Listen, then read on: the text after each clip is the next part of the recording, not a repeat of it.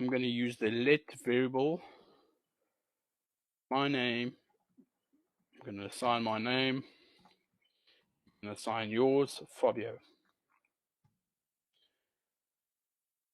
All right, I'm going to run that. Okay, moving on. All right, so create a variable called my city. So now I'm going to create a variable called my city, and I'm just going to call my favorite city Bloemfontein, which is where I'm originally from in South Africa. Okay, I'm going to go ahead and I'm going to run that. Okay.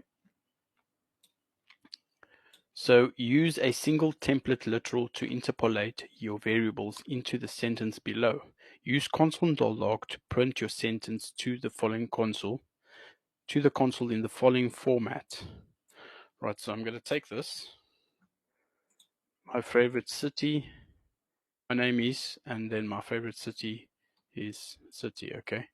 Replace name and city in the string above by interpolating the values saved to my name and my city. So we're going to do this all in one.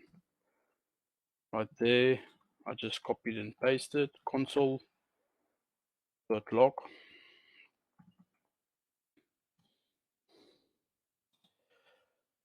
Copy pasted, or as they say, copy pasta.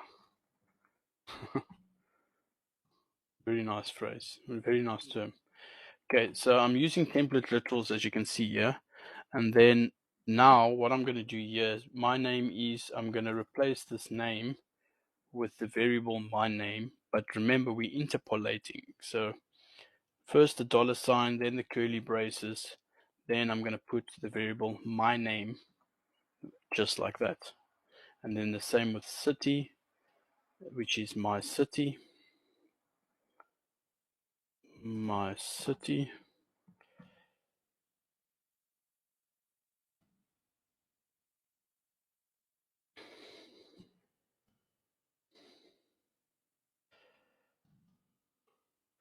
And there you go, my city. Right, so I'm going to run the program, and as you can see, my name is Fabio, my favorite city is Bloemfontein. Okay, so that's exactly how it works. Right,